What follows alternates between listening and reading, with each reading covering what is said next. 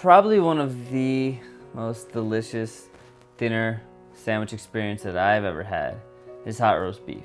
I used to go, anytime we go to like a Sixers game, they always had the hot roast beef.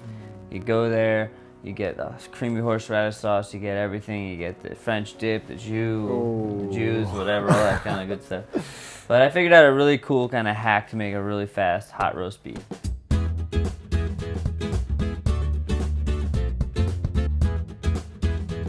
Now, a lot of people, they get the cold cut roast beef and they just think, you know, okay, it's just cold, that's just the way it's gonna be.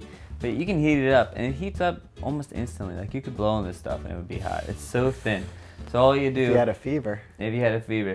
So what I like to do is take a Kaiser roll, any kind of roll you got, cut it in half, and then put some provolone cheese on there, throw it in the oven, and just let that get crispy and melty.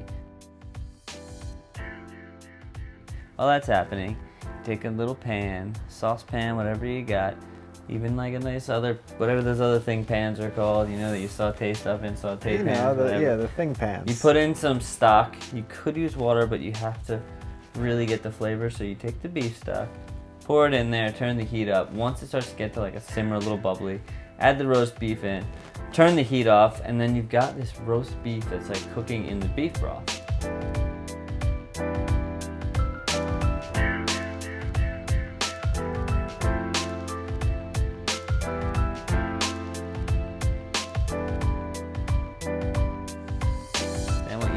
Take out your bread, you take a ton of that roast beef and you put it onto the sandwich.